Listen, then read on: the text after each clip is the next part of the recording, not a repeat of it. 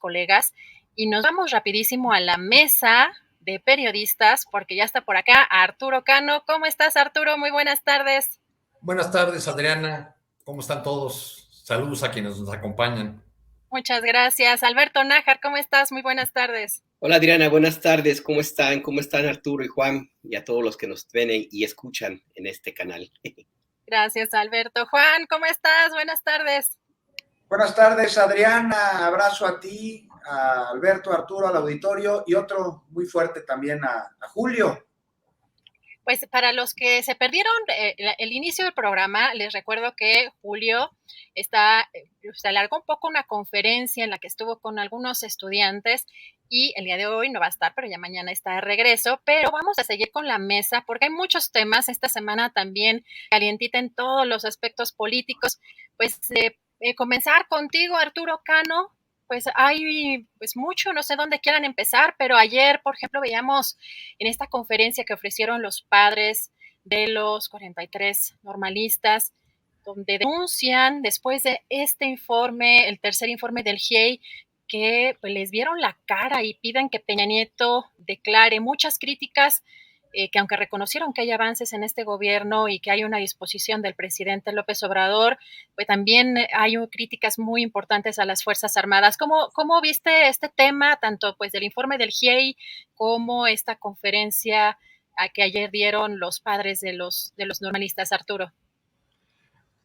Bueno, Adriana, yo creo que este informe de los expertos independientes de alguna manera relanza nuestra indignación porque el caso de los estudiantes de Ayotzinapa se convirtió sin duda en una seña de identidad, en una marca del sexenio de Peña Nieto. No fue ni de lejos el único abuso, la única atrocidad cometida durante ese periodo, pero sí se convirtió a los ojos de la sociedad en un caso emblemático y por eso al llegar el gobierno del presidente López Obrador y prometer desde el arranque que habría verdad y justicia en ese caso, pues se alimentó la idea de que llegaríamos a conocer la verdad del asunto, de lo que ocurrió con los estudiantes. El informe de los expertos independientes pues da cuenta de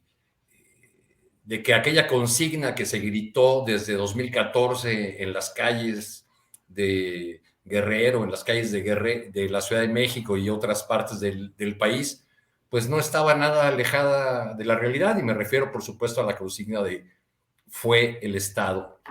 Lo paradójico en el caso de este informe y las respuestas que ha generado, la muy clara y explícita de los padres en el sentido de estamos encabronados, nos han visto la cara, pues nos revela esta paradoja de que por un lado alimenta, nos acerca a la verdad y a la justicia este informe, pero por otro lado alimenta la desesperanza porque revela también las resistencias que ha habido, particularmente del lado de las Fuerzas Armadas, para que haya un esclarecimiento total del caso Ayotzinapa. Gracias, Arturo. Alberto, este tercer informe del GIEI abre la posibilidad de enjuiciar a exfuncionarios como Murillo Karam, Peña Nieto, donde queda, por ejemplo, el general Cienfuegos. ¿Qué posibilidades tú ves con este tercer informe del GIEI? Mira, la posibilidad de que se llegue a donde tiene que topar, es decir, al expresidente Enrique Peña Nieto, yo la veo pues muy difícil, muy complicada. No solamente porque en términos legales tiene que ocurrir muchísimo, un camino largo, sino porque el presidente López Obrador pues ya ha planteado varias veces que él no está en la dinámica de juzgar a los expresidentes ni tampoco de meterse en complicaciones con el pasado. Así es que por ese lado, pues Enrique Peña Nieto eventualmente ya podría ser llamado a declarar, no lo sé, esto pudiera interpretarse como una forma de cumplir con ese requisito, yo lo veo también de nuevo muy complicado. En el caso de exsecretarios de la Defensa, el Salvador Cienfuegos, pues él ya está blindado, Adriana, Juan, Arturo. Recuerden que cuando fue detenido en Estados Unidos, y se hizo una negociación muy intensa. El gobierno mexicano completo pues estuvo en esas pláticas y se consiguió que fuera enviado de regreso a México. Había el compromiso de que habría una investigación y que sería eventualmente sometido a un proceso judicial, lo cual no ocurrió.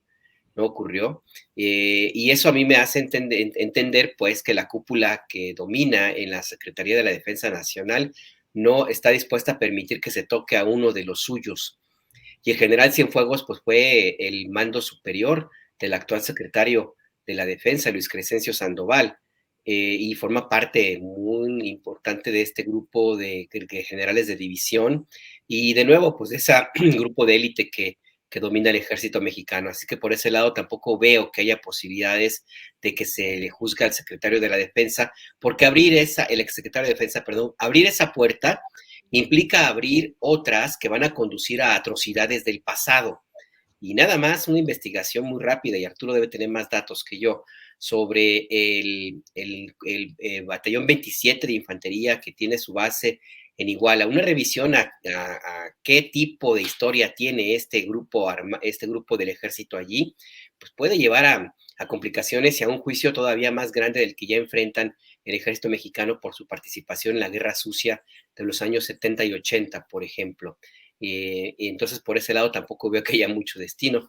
Y el exsecretario de Marina, pues tampoco, porque finalmente lo que sucede en el ejército, en la Sedena, pues se repite en Marina. Hay una élite de almirantes que tampoco van a permitir que uno de ese grupo de tanta fuerza pues sea sometido a un juicio. De manera pues que lo más probable es que todo quede en una investigación de mandos medios. Quizá el exprocurador Murillo Caram, él dice sí, para que veas, no creo que se vaya a salvar mucho.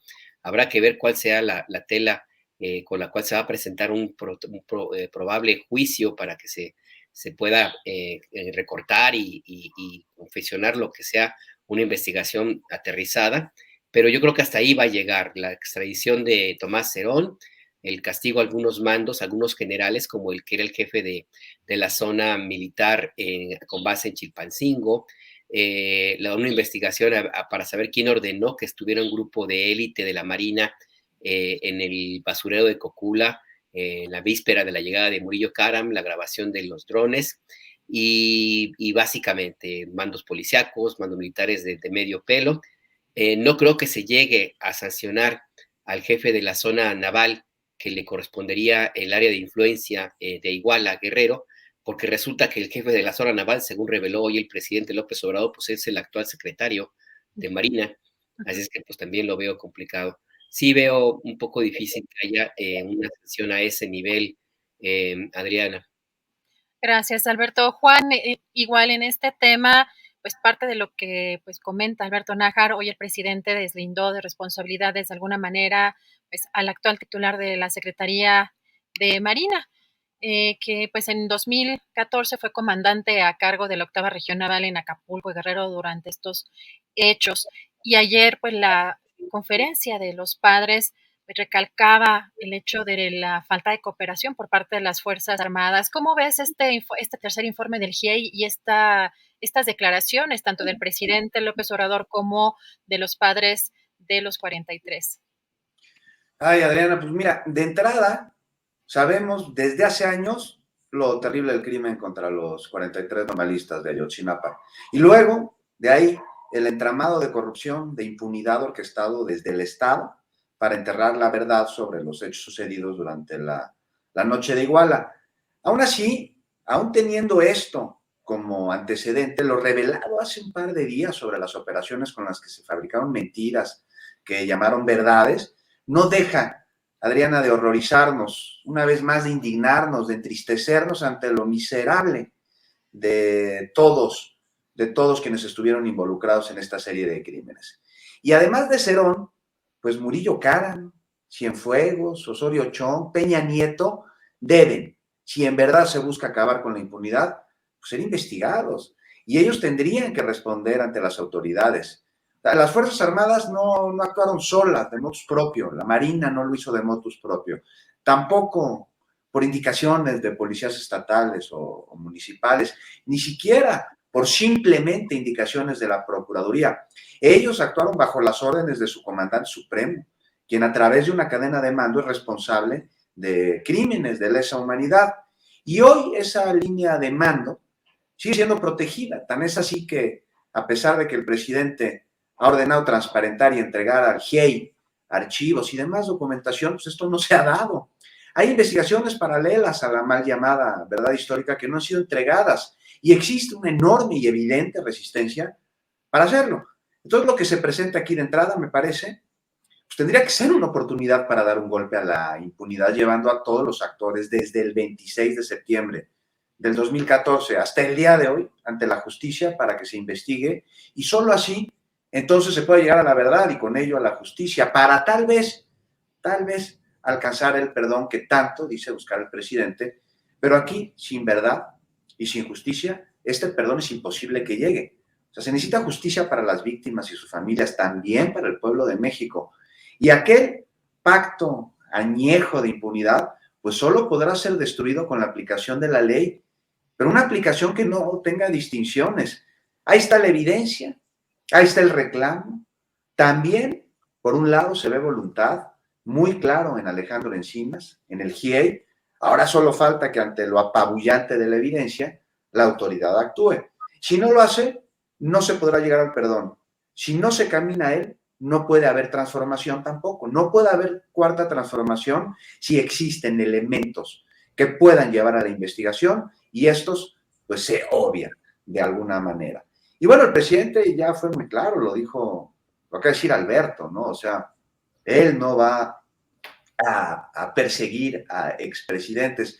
Pero bueno, la cuarta transformación también se tiene que dar a través de la separación de poderes. Entonces cae en la cancha de las autoridades de impartición y procuración de justicia poder seguir el cauce de lo que se ha evidenciado a través de las investigaciones recientes por parte del GIEI y a través de la intervención de la Subsecretaría de Derechos Humanos y ante el conocimiento también de documentación que existe y que hace falta, por ejemplo, la de estas investigaciones que se dieron de manera paralela a la mal llamada verdad histórica. Pues ahí están los elementos, ahí está la oportunidad, ahí está el compromiso y ahí está la responsabilidad del gobierno, del Poder Judicial para poder otorgar justicia al pueblo de México tras este terrible entramado que hoy nos sigue causando indignación y muchísima rabia, Adrián. Gracias, Juan. Si me permiten abundar además en este tema y preguntarte, Arturo, pues lo comentamos también ayer en el programa, pero vale la pena recordar el papel que tuvieron los medios y algunos periodistas para defender el caso de la verdad histórica de este personaje, Murillo Karam, entonces Procurador General de la República, y cómo defendieron a capa y espada algunos personajes. Yo recuerdo hasta la cara descompuesta, por ejemplo, de alguien como Carlos Marín, pero muchos personajes que se montaron en esta verdad o en esta supuesta verdad histórica. ¿Qué papel tuvo? Pero no defendieron, Adriana, siguen defendiendo. Pues, el artículo hoy de Marín habla de un informe fraudulento de los expertos independientes, eso es lo que dice. Cuéntanos, mejor cuenta, sí, yo no leí esa columna, pero por favor platícanos de... No, bueno, pues él regresa con esta postura, con este tema que ha sostenido con esa posición, pero digamos que no es el único. Si pensamos que fue el Estado, bueno, pues hubo toda una operación de Estado también para vender, para cacarear, para convertir en algo socialmente aceptable la llamada verdad histórica, y para eso el gobierno de Peña Nieto operó en todas las trincheras, en todos los frentes posibles. Yo recuerdo que los días que andábamos en Iguala y en Cocula, poco después de yo llegué al día siguiente de la desaparición de los muchachos a Iguala, recuerdo que algunos pobladores y reporteros locales nos informaron que algo se estaba moviendo en Cocula y allá fuimos a meternos a Cocula. No nos dejaron pasar marinos, precisamente, a la zona donde estaba el ahora famoso basurero. Pero con algún colega yo me dediqué a buscarle por otro lado, que fue a buscar a los 3 empleados de Limpia que manejaban camiones en ese pequeño municipio del estado de Guerrero cercano a Iguala. Localizamos a un par de los trabajadores de los que manejaban los camiones de basura del municipio, y que eran personas que hacían esa ruta donde estaba el basurero. Por cierto, el basurero donde fueron sembrados los restos, ahora sabemos, y ya estaba en desuso, usaban otro que estaba antes. Pero lo que nos contaron esos trabajadores de Limpia del municipio fue que en los días anteriores ellos no habían visto ningún movimiento en esa zona, que el movimiento en la zona había ocurrido después de la desaparición, es decir, ya en los días en que estaban haciendo todo este montaje, y que a ellos incluso les habían impedido el paso al lugar donde habitualmente descargaban los camiones. Después estos pobres trabajadores, todos asustados, desaparecieron del escenario porque alguien los ha de haber ido a amenazar por ahí, ¿no? Pero digamos, pues todo esto nos habla de cómo un tema tan sensible, tan complicado, doloroso, se convirtió en una herramienta también para salvarle la cara al gobierno de Peña Nieto. No hay que olvidar que muchos festejaban en esos primeros años del gobierno de Peña Nieto no solamente el arribo de un presidente que entendía la modernidad y la necesidad de los contrapesos, sino también el de un genio político que había logrado la firma del Pacto por México. Bueno, en fin.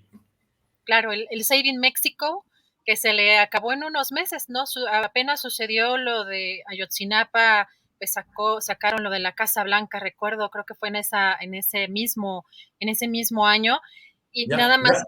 Ya para entonces había sacado todas las reformas importantes que le interesaba, todas las reformas pactadas con el PRI, con el PRD y el PAN en el Pacto por México. Uh-huh. Efectivamente, pero sí, en unos meses se le cayó todo el sexenio, toda esa gran portada que tenía esta revista estadounidense. Alberto, ¿tú cómo viste esta cobertura? Justamente cómo quedan algunos medios, algunos periodistas que, como dice Arturo, siguen defendiendo en algunos casos esta llamada verdad histórica, y cómo tú viviste esta parte de la historia de México. Mira, lo pongo de una forma pues muy gráfica. En la conferencia de prensa del presidente López Obrador, al día siguiente de que se presentó el informe, transcurrió casi hora y media, poco más de una hora y media de la conferencia, y no hubo una sola pregunta sobre el tema. Fue hasta que el corresponsal del diario El País, Pablo Ferri, hizo una pregunta que el tema se abordó. Pero durante todo ese tiempo, los compañeros periodistas se dedicaban a preguntar de cualquier cosa. Hubo uno que hasta se quejó porque no le vendieron gasolina premium en una estación de servicio. O sea, de ese nivel fue el interés que se tuvo en ese espacio mediático de tanta repercusión, y que desde hace tiempo se ha convertido en el sitio desde donde se marca la agenda política, económica y social de este país. También es revelador el que algunos de los medios de los periódicos pues más destacados de Ciudad de México, por ejemplo Universal y Reforma, dedicaran prácticamente nada. Reforma no abordó para nada el tema en su portada.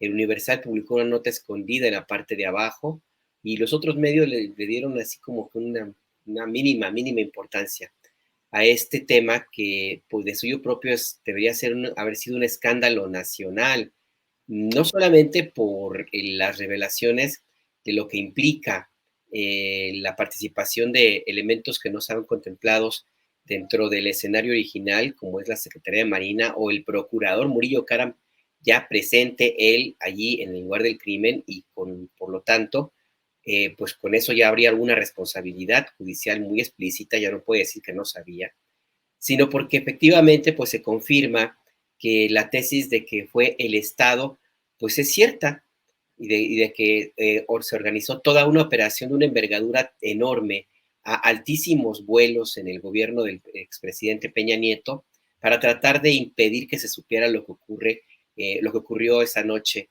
en Iguala Guerrero. Y esa misma operación pues se aplica también para los medios de comunicación que en su momento se compraron toda la película, la estuvieron defendiendo de una forma vehemente. Hay personajes que pues ya pasaron a la historia como parte de las lecciones de la ignominia y la abyección periodística. O sea, nada más ver lo que circuló en redes sociales, en Twitter, ese video donde está Carlos Marín diciendo que los padres de los 43 estudiantes desaparecidos deberían haber pedido perdón al procurador Murillo Karam, pues lo pinta de cuerpo entero a él y a otros promotores de la verdad histórica que se prestaron para hacer un instrumento de justificación mediática y de construcción de una narrativa que dejó muy pocos espacios a las preguntas y a la investigación seria que tuvo que llegar el GIEI para empezar a hacerla con muchísimas dificultades. Así es que, pues sí, a mí me parece que es una mancha en la ya de por sí manchada historia de algunos medios de comunicación en México. Y como te digo, Adriana, pues esto se mantiene, pues nada más ver lo que sucedió en la conferencia de prensa matutina y el desinterés que hubo para la divulgación de este informe que, insisto, en cualquier otro sitio hubiera sido un escándalo nacional. Pues es muy lamentable el papel de los periodistas, habrá que platicar algún día un poco más extenso, pero pues tiene que ver no necesariamente con un tema, y con esto cierro, no nada más un tema de incapacidades intelectuales o incapacidades de habilidad periodística o de una cuestión económica, pues también tiene que ver un poco con esa idea que algunos creen y conservan de que efectivamente forman parte de una élite, que son un cuarto poder, y pues muy lejos de esa realidad. Gracias, Alberto. Juan, ¿cómo viste tú a lo largo de estos años, pues estos periodistas o periodistas que defendieron esta verdad histórica, qué papel jugaron en la difusión de esta verdad histórica y cómo, pues como ya mencionaron Arturo y Alberto, pues no es solamente algo del pasado, sino algo que prevalece y que pues también en la conferencia mañanera es cierto que no hubo quizá mucho interés en tocar o abordar de manera profunda esto que revelaron los miembros del GIEI. Juan. Mira, sobre esto último que mencionas, Adriana, pues no hubo mucho interés y no se ha mostrado, y lo vemos en las primeras planas, en las editoriales y en los espacios noticiosos, tanto televisión, radio, como no tanto en redes sociales, pues es que no forma parte de una agenda que esté dentro de una estrategia de comunicación política, que a eso se remite el papel de estos comunicadores que desde aquel entonces defendieron a la mal llamada verdad histórica y que incluso, ¿no? Y lo voy a repetir, ¿cómo se le ocurre a Carlos Marín exigirle a las familias de los normalistas de Ayotzinapa que ofrecieran disculpas a Murillo Karam? Responde, sin duda alguna, te digo, a estrategias de comunicación política que dentro de ellas también tienen una nómina. Pero vamos a dar rápido, no me voy a extender demasiado porque fueron muy contundentes Alberto y Arturo y muy claros. Nada más una parte que sí me gustaría enfatizar.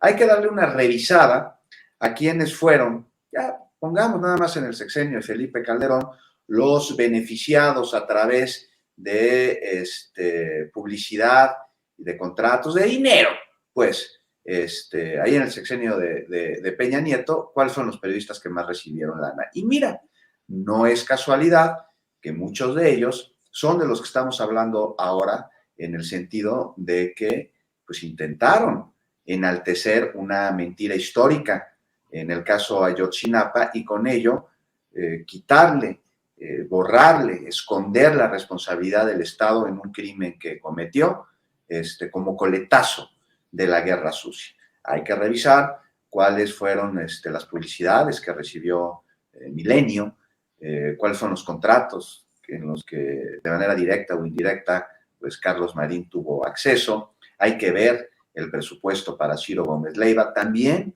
no nos olvidemos de Héctor de Mauleón, quien en más de alguna ocasión respaldó las investigaciones llevadas a cabo por el gobierno de Peña Nieto, tapando con ello una verdad que hoy está saliendo a relucir. Siguen trepados en su prieto azabache, por no decir en su mula gallega, pues precisamente para proteger lo que dijeron, lo que hicieron y cuál fue su postura en el momento, y con ello intentar, que no se enlode su reputación como comunicadores y como periodistas. Entonces, pues un ejemplo más de cómo funcionaban el cuarto poder y el poder político en sexenios anteriores, que eran uno mismo, y que quien jalaba la rienda del gobierno también jalaba la rienda de otros poderes económicos, de índole de comunicación, para jalar hacia su propio molino. Tendrán que solicitar disculpas ahora ellos, no solo a los familiares de los normalistas, sino a la sociedad en general. Y ya para acabar, yo me pregunto, pues atrás de ellos hay un jefe de redacción, ¿no? Hay un director de televisión, ¿no? Hay un dueño de medio, y más allá de los intereses para los cuales trabajan, pues a nadie le conviene que sus comunicadores, que sus caras, que sus imágenes, pues estén tan enlodazadas y tan faltas de credibilidad. Aquí hay algo a revisar por parte de todos. Gracias, Juan. Y recordar que este personaje, procurador, el ex procurador general de la República en el sexenio de Peña Nieto, Jesús Murillo Caram, pues fue el que pronunció esta frase de "ya me cansé", que además se convirtió en trending topic. Recuerdo que tiraban el trending topic y bueno, Alberto Scorsi, especialista en estos temas, documentó que íbamos, creo que ya hasta al 20 y tantos o 30 y tantos, una cosa impresionante porque en ese momento fue una movilización orgánica en la parte digital, todavía no existía, digamos, de manera tan elaborada toda esta cantidad de granjas de bots, pero en su momento sí lograban con estas operaciones digitales bajar esas tendencias, y al día siguiente nos teníamos que montar en la que seguía, y en la que seguía era la 3, la 4, la 5, así que pues sí, evidentemente llama mucho la atención esta postura de un personaje como Carlos Marín buscando que los padres pidieran disculpas. Pero pasando a otro tema, ¿qué les parece, Arturo, en este caso que el presidente López Obrador ya anunció, tanto ayer como hoy, pues algunos detalles de esta iniciativa de reforma electoral en la que propone que sea un órgano electoral federalizado en el que va a buscar que se someta a votación tanto a los consejeros como a los magistrados, también que contempla la reducción de legisladores plurinominales? ¿Qué opinas, Arturo? Bueno, que el presidente eligió ya el combustible para las batallas que vienen, pero quisiera hacer un pequeño paréntesis antes de entrar en este otro tema, sobre Claro. el tema de Ayotzinapa y los periodistas, porque puede quedar la idea que no es del todo justa de que la narrativa dominante fue la de la parte del periodismo que se decantó o que se dedicó a apoyar la llamada verdad histórica. Y creo que es necesario hacer un reconocimiento a una gran cantidad de colegas periodistas cuyas indagaciones, cuyo trabajo incluso fue pista o punto de partida para el trabajo del grupo de expertos independientes. Muchas de las líneas de investigación o hipótesis que se fueron conociendo poco a poco se dieron o surgieron gracias al trabajo de colegas periodistas. Y en este trabajo yo creo que merecen especial reconocimiento los colegas de Guerrero, los colegas de Iguala, en primer lugar, que estuvieron con los estudiantes desde antes que los desaparecieran, que tuvieron que huir de ese sitio porque agarraron a balazos. Ustedes recuerdan a los alumnos, varios de ellos cayeron ahí heridos, uno fallecido ahí mismo en el lugar. Y recordar ese compromiso, ese profesionalismo y valentía de los colegas de Guerrero. Yo recuerdo que Sergio Ocampo, que conduce un programa en la Radio Universidad de Guerrero y es corresponsal de la jornada, organizó esa misma noche una caravana de colegas de Chilpancingo que llegaron a Iguala y nos dieron la primera información y nos dieron también fotografías todavía del autobús, de los autobuses baleados y de los estudiantes tendidos ahí en el piso. Entonces creo que el ejercicio del periodismo también tuvo esa otra cara que es importante no olvidar. Ahora, respecto de la reforma electoral, pues yo creo que, como decía en el arranque, es combustible para estas batallas que vienen. Creo que ya la coyuntura o el desarrollo de la contienda política que vivimos se ha ido decantando y se ha ido resumiendo, concentrando en algunos temas. Uno de ellos es el revocatorio con sus rebotes en el tema de la autoridad electoral, de este debate que lleva ya todo el sexenio sobre la independencia, los gastos superfluos, el papel parcial del árbitro que se acusa desde el lado de la 4T, y por el otro lado el de la narrativa de la democracia no se construyó en un día, y el INE visto a sí mismo y por sus defensores como la última trinchera en contra del autoritarismo. No sé qué tanto de estas propuestas que ha empezado a dibujar el presidente vaya a estar realmente en una iniciativa. Lo que sí puedo decir es que para la narrativa presidencial y para el sector de la población que respalda al presidente, que por cierto, según las últimas encuestas, ha vuelto a niveles o ha recuperado puntos que perdió en las semanas recientes, en esta narrativa es muy difícil que funcionen los argumentos del otro lado cuando el presidente sostiene, oiga, ¿no les parece que son muchos los plurinominales? ¿O no les parece que debemos ahorrar y tener elecciones sin fraudes, confiables y al mismo tiempo que no resulten tan onerosas? Y del otro lado, pues habrá que ver cómo camina, cómo avanza la inmolación de los consejeros, particularmente de Lorenzo Córdoba y de Murayama. Pero bueno, pues ya ha dado lugar el tema, el anuncio del presidente a un debate que también tiene sus ribetes graciosos, ¿no? Como todo un tuit, todo un hilo de Twitter del ex consejero presidente Luis Carlos Ugalde, en el que en esencia argumenta que el presidente López Obrador nada más está haciendo una jugada retórica para poner a discutir a sus adversarios, pero que es algo que no va a pasar, y nos suelta la ya muy sobada receta de la independencia, de las capacidades técnicas, de todo el valor que tiene para la democracia mexicana el Instituto Nacional Electoral. Y así, en un pase, se olvida, pues, cuál es el INE que tenemos y de qué es resultado. El Instituto Electoral que tenemos, así como otras de las llamadas instituciones autónomas, son resultado de acuerdos políticos y de cuotas que los partidos se repartían según el número de votos que tuvieran en el Congreso.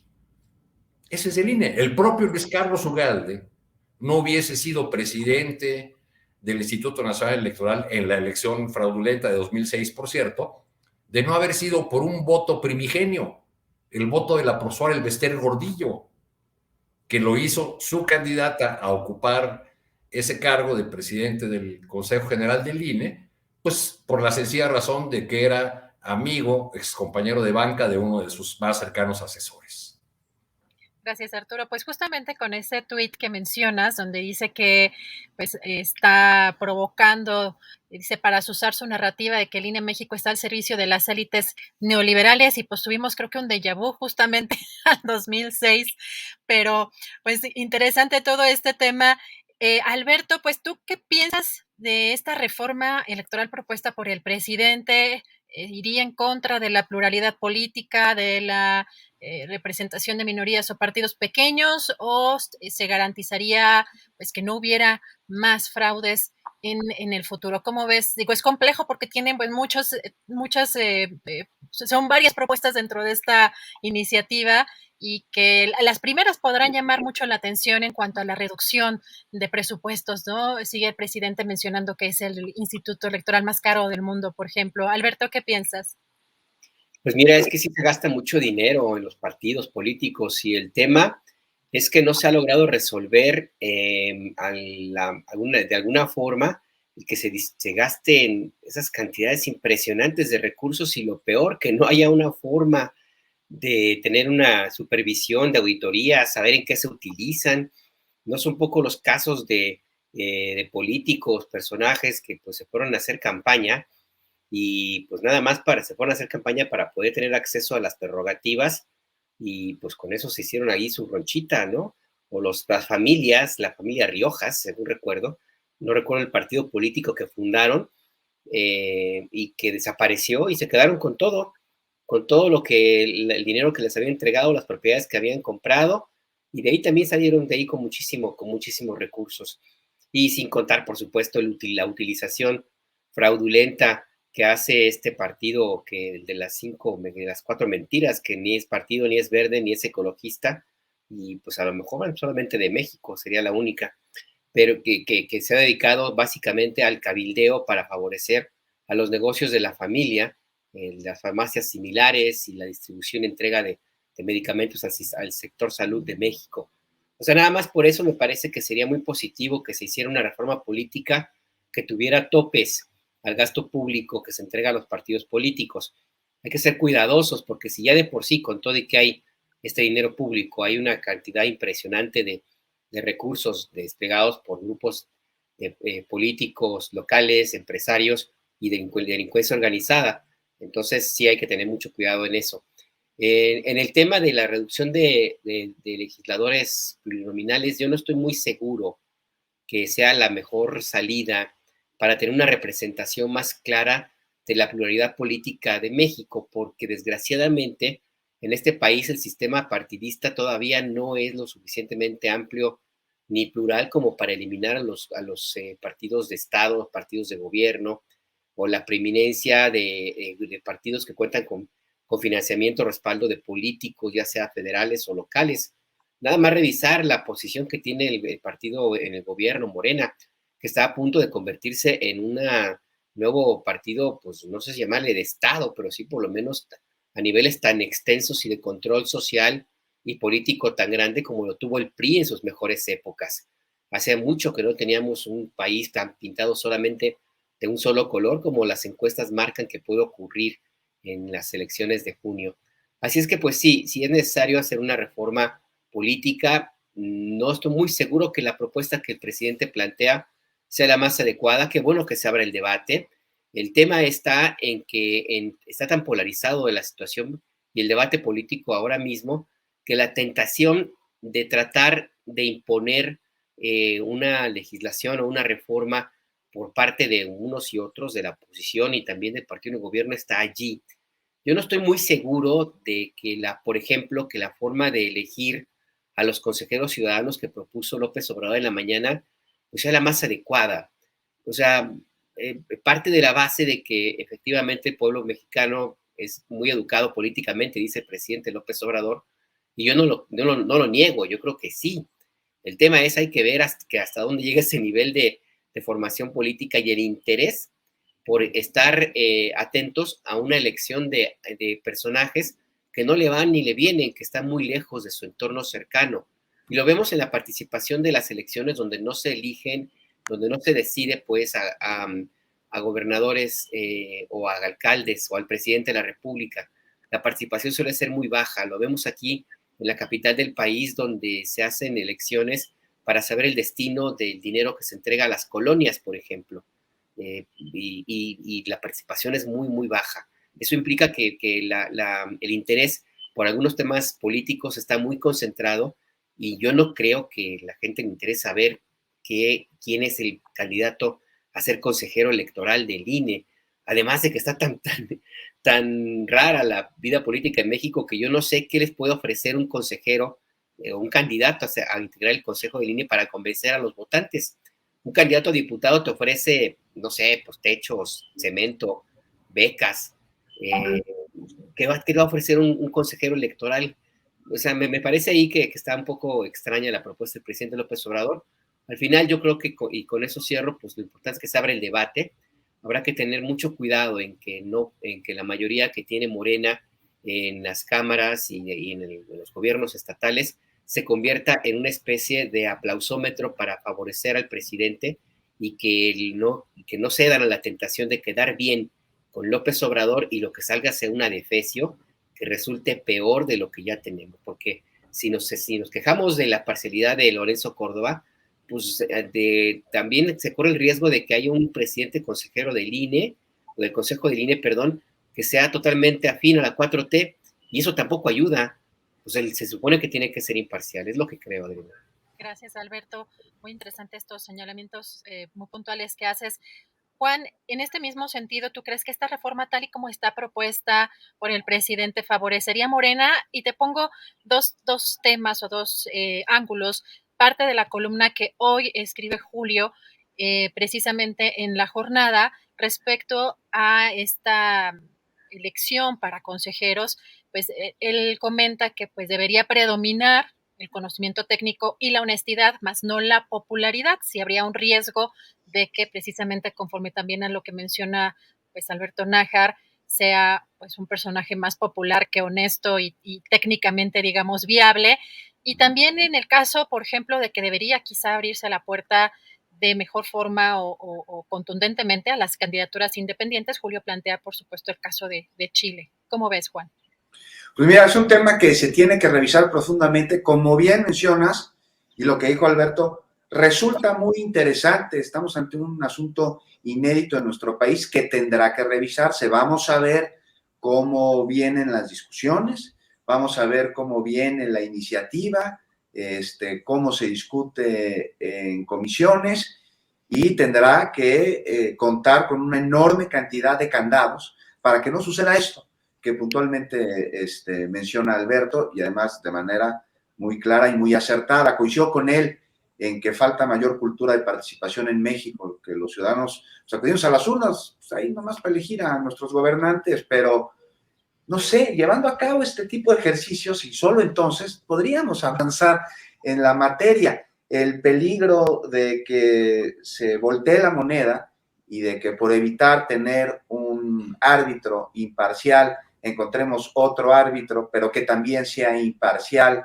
de la tiendita de enfrente, es un riesgo. Entonces tendría que blindarse, tendría que haber candados. Uno de ellos podría ser que tal vez los consejeros no sean propuestos por una terna de los partidos políticos, sino sí a través de una votación popular que lleve a que en la Cámara de Diputados se decida sobre estos electos por el pueblo, pues cuáles son los que presentan mayores perfiles. Pues un tema muy profundo, muy delicado.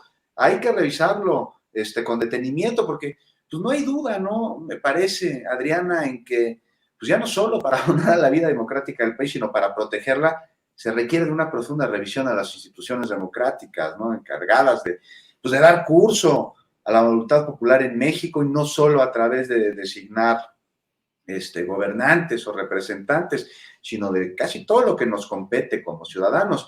Entonces, una reforma electoral, pues ahí se requiere, y de entrada, pues hay que salir a preguntar a la calle hoy cuál es la percepción del INE, ¿no? Y la respuesta me parece que va a ser muy diferente a la que anduvo ahí presumiendo Lorenzo Córdoba hace unos meses, ¿no?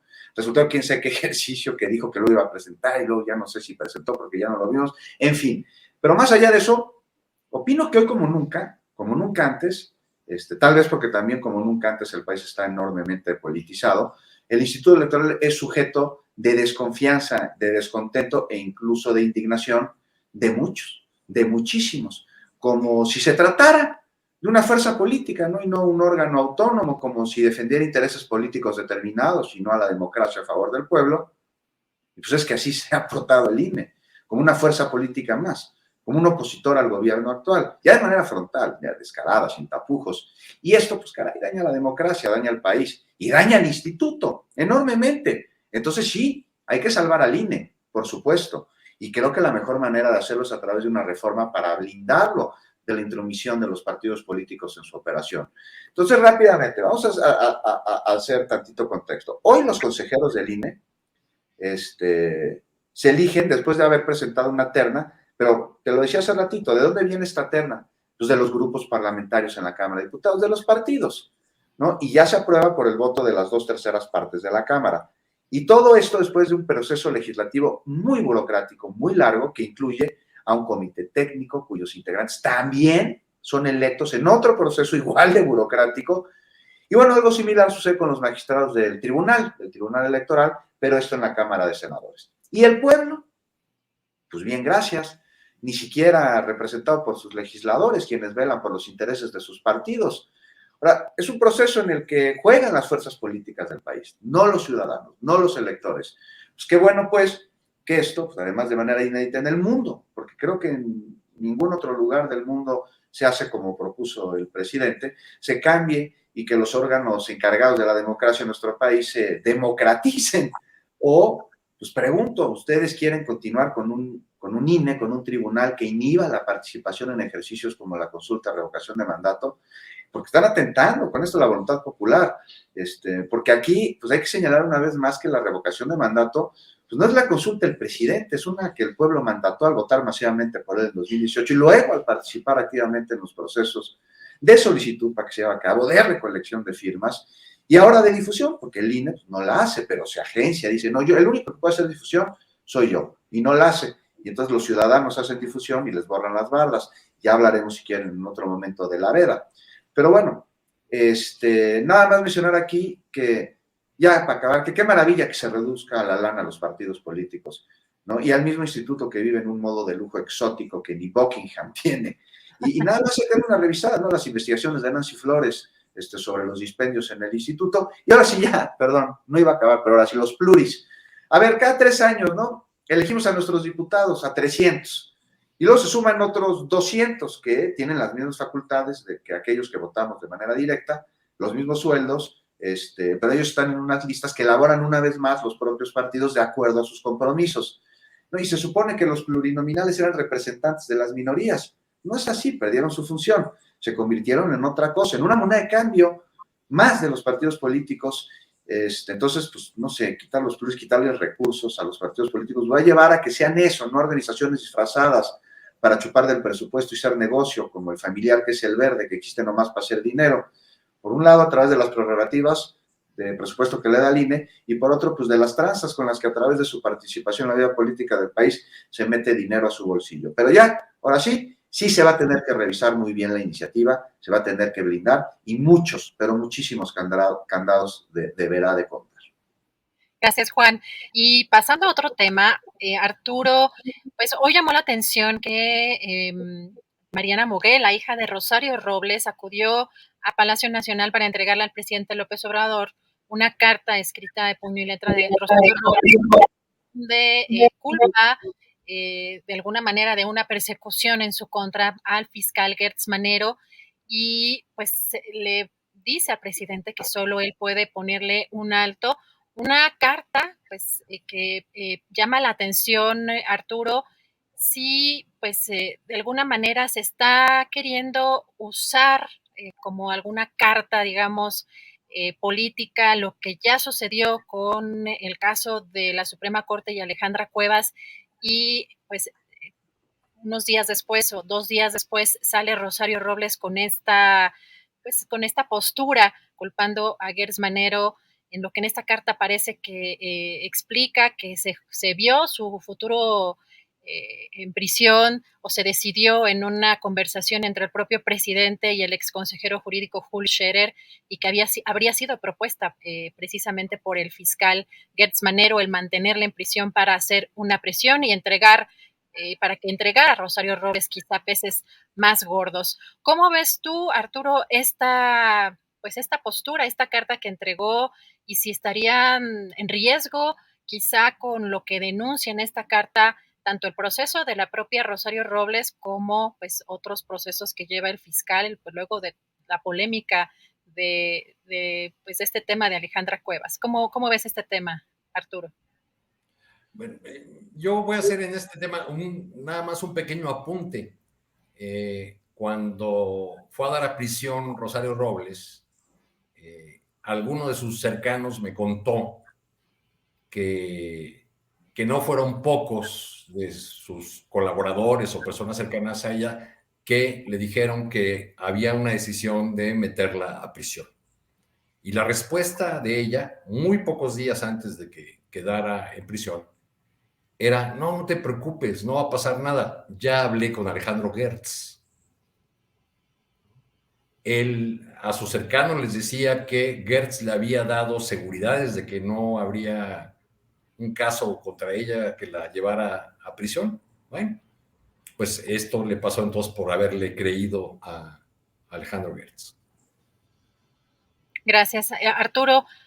Alberto, ¿qué opinas tú de este tema que pues el fiscal nuevamente en el ojo del huracán, que bueno, parece que estas últimas semanas pues han sido muy complicadas para su gestión dentro de la Fiscalía General de la República? Alberto, ¿qué opinas?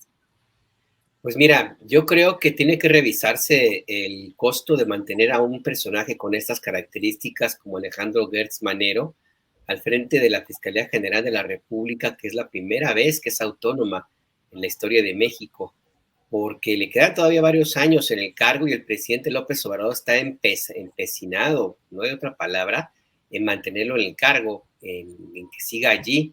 Y el tema es que el daño que puede llegar a causar Alejandro Gertz Manero al sistema ya de por sí muy podrido de procuración de justicia, pero sobre todo a las víctimas que abundan en este país de desaparición de personas, de violencia por el narcotráfico, de secuestros, de esclavitud sexual, en fin, todo lo que tú quieras, pues puede ser en algunos casos irreversible.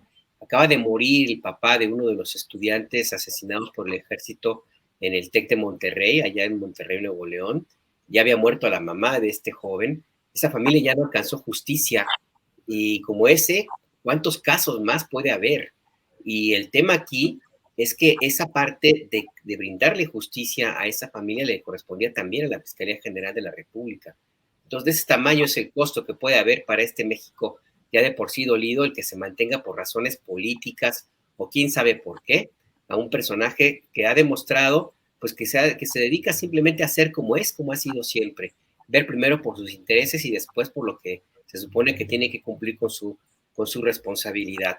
Y a mí me parece en ese sentido pues que tendría que evaluarse el papel y la pertinencia de mantenerlo o no al fiscal Gertz Manero. Y en el caso de Rosario Robles, híjole, pues es que a mí me sigue pareciendo muy raro, por decirlo menos, que ella sea la única que esté detenida por un proceso donde es obvio que varios de sus colaboradores, y no son pocos, pues tuvieron mano al momento de asignar los contratos por los cuales está en prisión.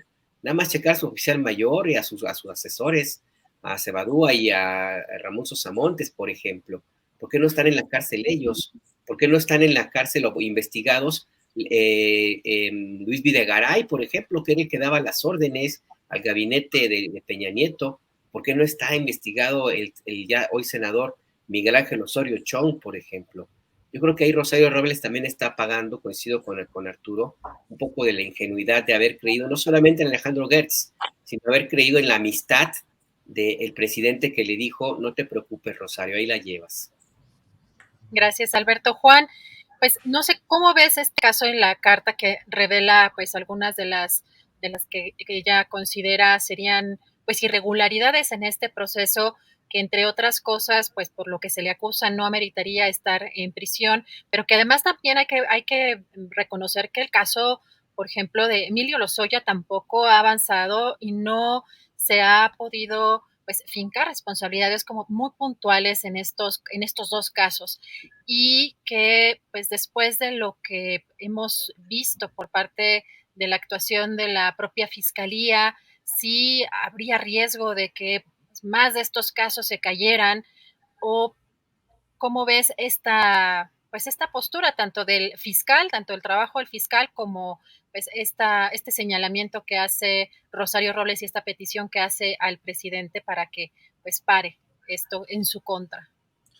Pues mira, una vez más, la Fiscalía General de la República es el elefante reumático que pues, se ha dedicado a poner, a dirigir gran parte de sus recursos a través del propio fiscal a cometer injusticias en vez de a que se dé la justicia. Y ha dilatado asuntos que no tendrían que haberse dilatado. Ya daba ahí un ejemplo, Alberto.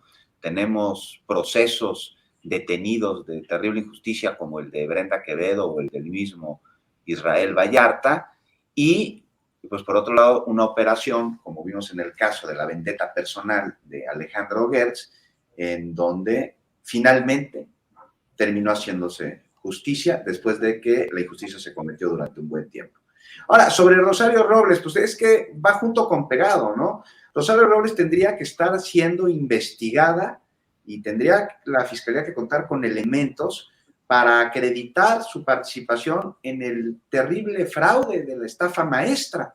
Mira, pocas personas tan cínicas como Rosario Robles, ¿no?, se han visto en la historia política de nuestro país. Y mira que tiene una competencia nutrida. Y ahora lo que veo es que también quiere meterse en la misma canasta, de alguna manera, que Laura Morano, que Alejandra Cuevas, ¿no? Entonces, cínica y oportunista.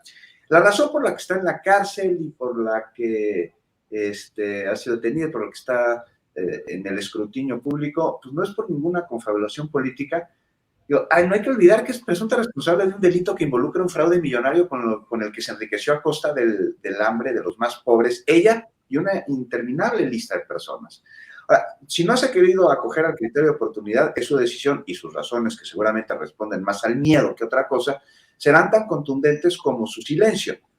Que hayan existido conversaciones antes y después de la detención de Robles entre Gertz y el presidente y Scherer Ibarra, pues es algo necesario, ¿no? O sea, consejero jurídico de la presidencia en aquel entonces, fiscal de la República, presidente de la República, discutiendo sobre un asunto de esta trascendencia, claro que no se hubiera dado, preocupante que no hubiese sucedido. En fin, lo que tendría que hacer Rosario Robles, quien se dice patriota, y ante la evidencia, es colaborar para, pues sí, seguir la línea del delito y con todos sus involucrados dentro y fuera del gobierno, ¿no? Desde funcionarios hasta instituciones bancarias, pero sobre todo colaborar para resarcir el daño. O sea, que el dinero, que los millones regresen a las arcas de la nación, buena falta que hace. Pero para esto se necesita, pues de entrada, que tengamos una fiscalía que sea eficiente. Entonces, pues después del daño que Alejandro Gertz Manero le ha hecho a la fiscalía a través de sus acciones personales, y si le sumamos la inmovilidad de la dependencia, pues urge una revisión a ella. Y nada más le caería a la Fiscalía, al sistema de justicia y a la nación arrancar de nuevo con un nuevo fiscal. Yo no sé por qué se empecinan en mantenerlo ahí, en indultarlo después de que habría tenido que regresar al corral hace ya varios meses. Gracias, Juan. Si les parece como un postrecito, pues hay varios temas. Tenemos uno pendiente en la agenda, pero también está pues este tema de... Platicaba ayer con Juan de la oposición de juguete y sus legos, Xóchitl Gálvez ya vendiendo juguetes, ¿no? También tenemos el tema de hace unos minutos precisamente en el Congreso, parece que por aquí tengo el dato, por una diferencia mínima de votos, Morena impidió que el Senado llamara a evitar el deterioro ecológico por el Tren Maya, pero también menciona en este caso la periodista que cubre La Fuente, Leticia Robles de la Rosa, que Manuel Velasco, Raúl Bolaños y Gabriela Benavides del Partido Verde se quedaron afuera del pleno para no votar. Así que en esta tramo final, unos minutitos, dos minutitos cada quien, algún tema que quieran o anuncio parroquial que quieran comentar. Arturo. Adriana, pues entre los numerosos daños que ha causado el fiscal Gertz Manero, aparte de los muy graves a personas de su propio entorno familiar, está un daño grave a la Fiscalía de la Ciudad de México, que fue la que operó la vendetta personal que dice Juan, ¿no? Entonces yo creo que ahí hay también un asunto pendiente en manos de la jefa de gobierno, pues por lo menos para que explique qué papel jugó. Y recordé el caso de la Fiscalía de la Ciudad de México porque veía que hace un momento se presentó un informe de familiares y abogados de las personas asesinadas en lo que conocemos como el caso Narvarte, donde muestran varias de las inconsistencias, omisiones graves en la investigación por parte de la Fiscalía de la Ciudad de México. Este es un caso que viene de los tiempos de Miguel Mancera, pero bueno, ya llevamos 3 años de este gobierno y según esta denuncia que han hecho los familiares, se cometieron omisiones tan graves como no haber pedido o solicitado información sobre un teléfono que era clave o no haber entrevistado a una persona, a un testigo que era clave en el asunto. En fin, yo creo que en los asuntos de justicia, pues vamos lento no solamente en la dependencia que encabeza Tortugués, sino en muchas otras.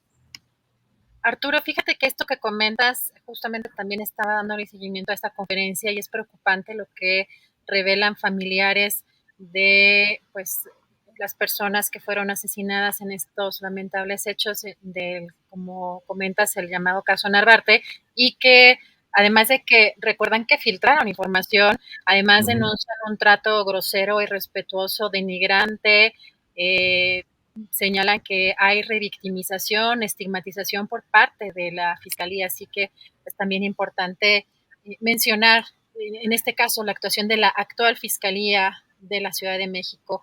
Gracias, Arturo. Alberto, pues tu postrecito, ¿con qué quieres cerrar? Mira, además de los temas que planteabas, que pues sí, la verdad que cada 5 minutos sale uno nuevo. Sí. Yo tengo uno que quería comentarles y ojalá que haya tiempo en otra ocasión de hacerlo.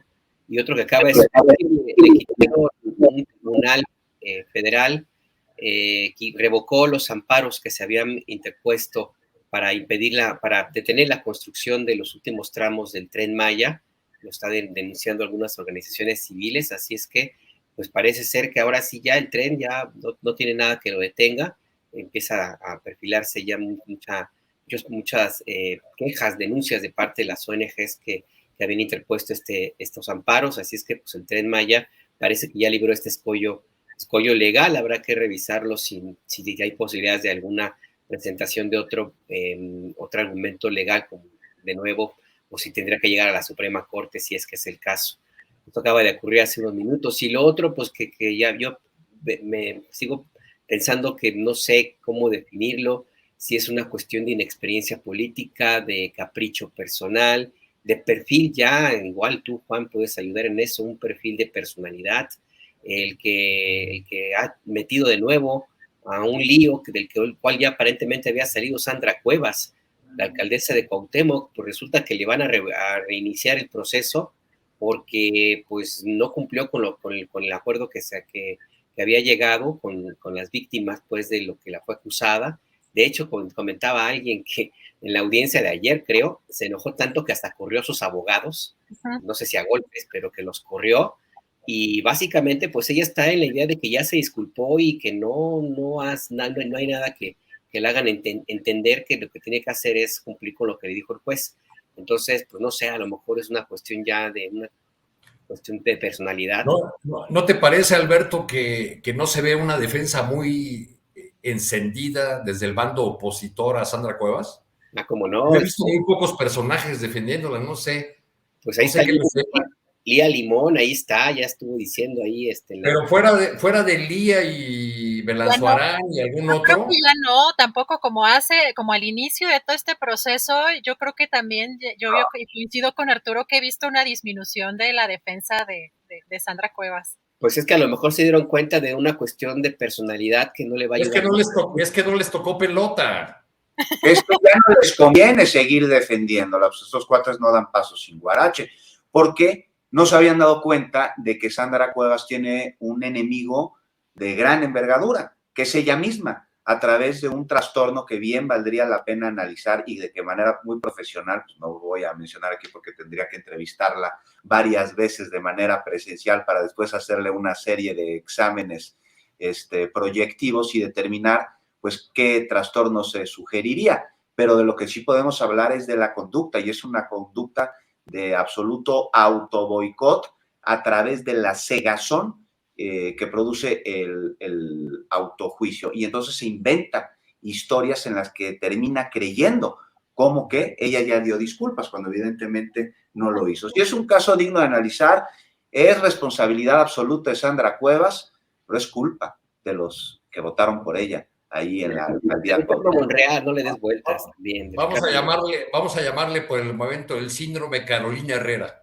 No, bueno, y Audi y todo lo que quieras, ¿no? Imagínate, bueno, pues ya para acabar yo rápido, está el tema. Juan, antes de que termines, nada más, porque ya me sentí aludida. No voté porque vivo en la Cuauhtémoc, no voté por Sandra Cuevas, pero también ¿a quién nos dejaron aquí? O sea, ya la quinta, sexta vez de Dolores Padierna, pues tampoco. O sea, también hay que dimensionar un poco las cosas, pero bueno, que quede claro Yo que lo no. decíamos. Yo Creía no que ibas a sentir aludida por lo de Carolina Herrera. No, pero adelante, Juan, con tu postrecito. Oye, pues ya rápidamente, ¿no? Está el asunto, hay dos asuntos rápidos, ¿no? Está el asunto del agua en Nuevo León, en donde vino a pedir apoyo del gobierno federal Samuel García, pues de manera bien cínica, ¿no? Porque él tiene en sus manos la facultad para poder resolver este problema que le tiene el agua hasta el cuello por la falta del mismo. ¿Cómo sería? Pues revisando y cancelando, en su caso, las concesiones de agua que tienen sus jefes y sus amigos, los refresqueros y los cerveceros. Pero no, entonces viene al gobierno federal a pedir ayuda cuando lo podría resolver.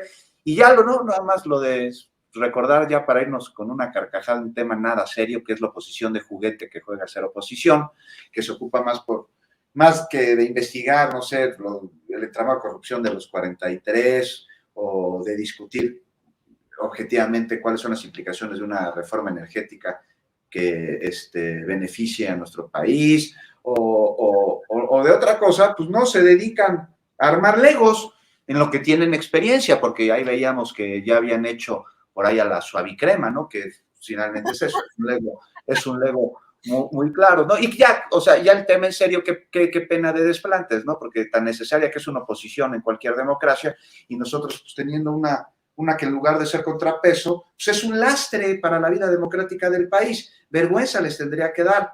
Ahora, es un momento de construir proyectos pero como carecen de causas, pues es imposible sin causa construir un proyecto, entonces construyen un Lego. Gracias, Juan. Ya creo que se trabó un poquito. ¿Ya habías terminado? Porque creo que se me pasmó. No sé si se pasmó tantito. Creo que fui yo, ¿verdad? Dile que ya, sí, ya habías terminado, ¿verdad? Porque si no se sigue. Sí, ya había terminado. No, nomás digo que se necesita una oposición, pero como la oposición no tiene causa, pues entonces no tiene proyecto. Y entonces, arma legos. Arma legos, oposición de juguete. Juan, muchísimas gracias. Compañeros, les agradezco mucho que me hayan permitido moderar esta mesa. Si les parece bien, nos vemos el próximo miércoles. Alberto, muchísimas gracias. Muy buenas tardes. Buenas tardes, sí, qué gusto que estés por acá moderándonos. Muchas gracias. Gracias. Arturo, muchísimas gracias. Buenas tardes. Gracias por tu trabajo. Saludos a Julio. Hasta luego, Juan, Alberto. Que estén muy bien. Gracias. Juan, muchas gracias. Buenas tardes. Muchas gracias, Adriana. Estuvo muy buena la mesa del día de hoy. Oye, Alberto, te veo mañana en la Faro Cosmos en el debate, ¿no? Jueves de debate para hablar sobre el pueblo quita y el pueblo pone. Ahí nos vemos. Anúncienlo, por favor, para sus fans. Invitado estelar, Alberto Nájar, va a estar Pedro Miguel, va a estar también el Monero Hernández, ¿no? Ajá, sí. Los debates del jueves en la Faro Cosmos, que ahora van sobre la participación ciudadana, la revocación de mandato. Mañana el pueblo quita y el pueblo pone a las 6 de la tarde por Capital 21. Perfecto. Ahí vamos Muchísimas ahí gracias. Nos vemos. Allá los vemos, compañeros. Alberto, Juan, Arturo, muchísimas gracias. Nos vemos el próximo miércoles. Gracias.